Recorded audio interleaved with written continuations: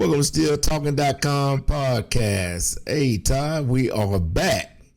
Absolutely. Glad to be back. Yeah, man. How you been? It's been a hot summer in Texas. It has, man. You know, I don't like the heat, so I have been spending quite a bit of time inside, other than maybe getting out early in the morning. Yes. But, you know, we used to this kind of stuff down here. Unfortunately so. I don't know if I'm still used to it or not. I think as I've gotten older, I'm a little bit more sensitive to it. Yeah, we had some Steeler news happen this week. Finally. We did. Exactly. Finally is the word. You Tell know, them to bring me my money. Alex Highsmith got paid. Congrats to him, man. Yeah, he needed to get paid. Oh, yeah, no doubt. He has earned his keep and then some. Yeah, he got a contract, 4-year extension, signed through 2027, right? Yes. 4-year extension, $68 million, 27 guaranteed money, right? Nice. Yes. That is very nice, man. Very nice. And it's well deserved, I think. Oh, no doubt. He's shown. I mean, it's him and TJ, and no one else is, even close. We've discussed this ad nauseum in the past. There's really not much depth behind those two guys. So you've got to pay those guys, starter productivity type money. When you're talking about that position, it's right. It's a position that's in demand. Yeah, and he's played most of the games. I think he only missed 2 games. Played 49 games, has 22 and a half sacks, 185 tackles, and 32 tackles for loss. That is some good production, if you ask me. And then you throw in 6 forced fumbles and 1 interception. Yes, that's very nice, man. From a guy out of Charlotte. Yeah, third round pick that I'll be the first to tell you when we found out, that day that he had been picked. I said, Who? Never seen the guy play before, didn't know anything about him, the university that he played at, until eventually, seeing some tape. I'd never seen the guy. I didn't have any preconceived ideas if, he was going to work out or not, but certainly looking back at it now after a few years, Rob, it's clear that the Steelers hit on this guy. Yeah, I think when he was in college, they had a game with Clemson, if I recall correctly. Okay. And is Dabo at Clemson, right? Dabo Swinney? Yes. And I think Dabo gave an interview about him, and he said, we could not block him. He said he threw everything at him, and he was still getting to the quarterback. That is high praise for sure. Yes. I mean, coming from Charlotte, you playing them big boys at the time, Clemson was on top of the world. They were, and I mean, they're still, like you said, in that part of the country, once you step out of SEC country, I mean, Clemson is right up there, with your Ohio States, your Michigans, your USCs. They're just a half a notch below, if that. I can see Clemson, turning it around. I think they've got a good up-and-coming quarterback this year. Right. They played a little bit last year. So I think Clemson is going to be back in the picture. So, that's high-end competition at that level. Yeah, so even from his college days, he was getting it done. Yeah, absolutely. He's been very consistent, which is what you want, especially at that particular position. Do you see him as a top 10 edge rusher in the league? I see him, Rob, as a potential top 10. I don't know if I put him in a top 10 now because I still need to see a relatively long body of work. I mean, He's had one extremely productive season. If he can do this for another year or two, no doubt he would be in my top 10.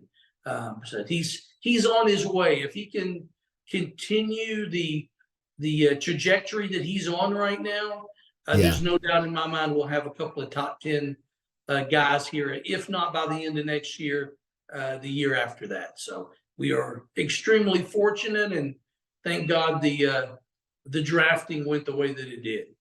Man, the sky's the limit for our defense. If we can get that production from him and get TJ to stick around for a full year and get that production from him that we had last year, right? Man, that's a lot of sacks.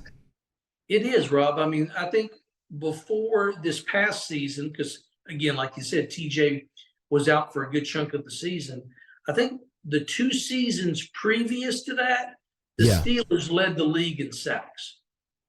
Yeah.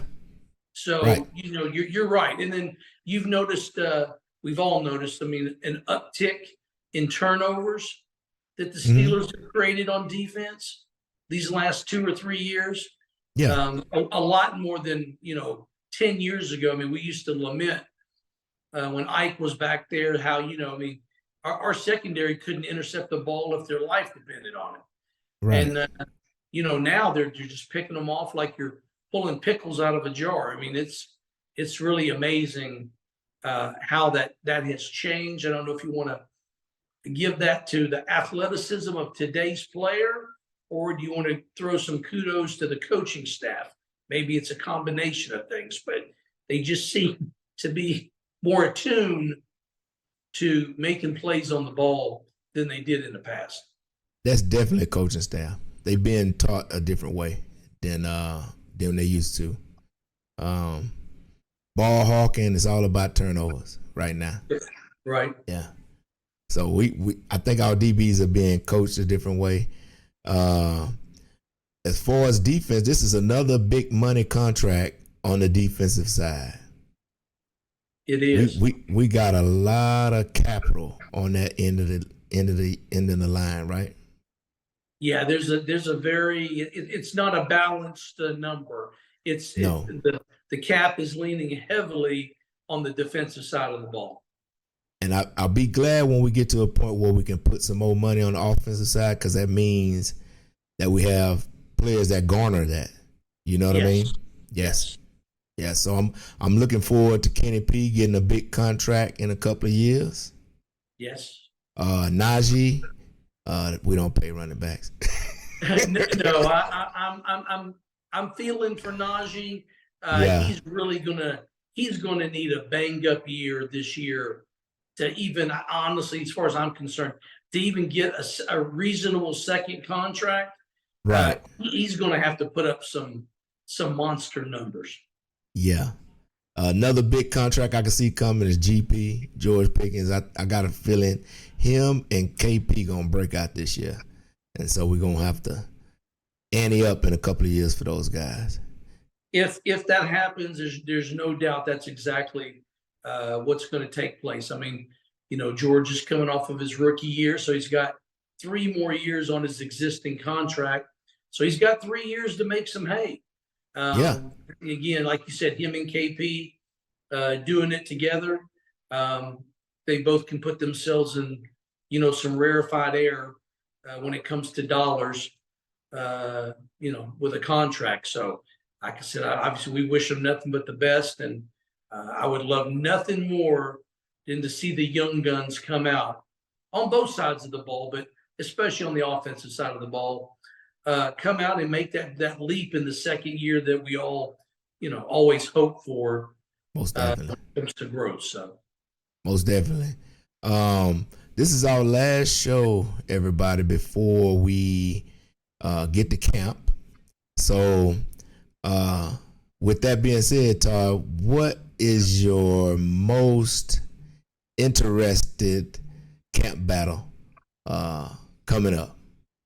All right, that's a good question. I knew you were going to ask me something, but I had to catch you off the cup. I had to catch you on the slide, Todd. You know what I mean? Yeah. I got to say, Rob, I mean, I'm going to go with the most obvious thing to me, and that's going to be the battle for the left tackle spot. Yeah. Between Dan Moore and Roderick Jones. I mean, that is a critical piece to the offensive puzzle. If we can get, some more consistency than we got last year, not just giving up sacks, but, also pressures. Yeah. penalties, things of that nature. We just need better, not effort, but better results. We need better results and less mistakes. Yeah. So that's what I would have to go with. So I'll throw that question back to you. What are your thoughts, or what are you thinking about? Okay, the one I'm kind of interested in mostly is punter, Chunky Pete. Yes. Right? Yeah. But I'm really interested to see here lately the Steelers normally not first round, but rookies don't start normally. You're right. Lately, the Steelers have did a change up in the last 3, 4, 5 years. Yes. Right? Rookies been playing from jump. So I'm interested to see. We had a pretty good team last year, and we got some veterans in places. I want to see how many of these rookies jump right in from get-go, win the job, and they go with them. Like you said, the left tackle spot. I want to see with Keanu Benton. Yeah, that's my second area of emphasis, is going to be that anchor in the middle of the defensive line. I want to see what JPJ do, Joey Porter Jr. Yeah. I want to see what Corey Trice does. He might be a camp darling. There are some opportunities in that secondary, Rob. Even I'm throw James Pierre in there. I know he's not a rookie, but there is an opportunity to me. Again, we're not there, but to me, it seems pretty obvious that Levi Wallace's spot to me is kind of up for grabs. You think so? I do. I mean, I think there's if someone can come out and show some aspects of their game where maybe those are not strengths of Levi Wallace, i.e. speed. Now, he's got that veteran experience that allows him to know, when to make a jump on a ball, when not to, step up too much, things of that nature. And that's, to me, what gives him an edge at the moment. But it would not surprise me at all before the end of the season if someone was legitimately, challenging him for that spot, especially if Patrick Peterson ends up staying on the other side. Yeah, they paid Patrick Peterson, so I got a feeling he gonna start. If he don't start, that means somebody's playing really well, the rookies or something. No doubt. They moving him into the slot or something. But it's interesting. That's another thing I'm gonna be looking at, how we play defense. Who starts? Who moves to the slot receiver? Cover the slot. Yeah, big spot to fill now that Cam Sutton's gone. Yeah. I'm looking to see what Calvin Austin does. I need him around me. We need that speed. I want to see it.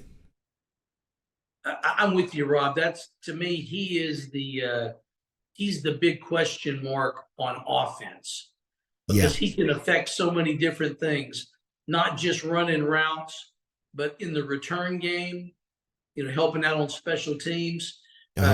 He's a guy that could really, make some big plays for the Steelers, switching, field position, the real basic stuff, but the things that offenses want when they get the ball. They want a short field. Right. So he could be very dynamic, be very impactful as basically a rookie, since he has not played any ball at all. Right. I would say he's my big coming into camp.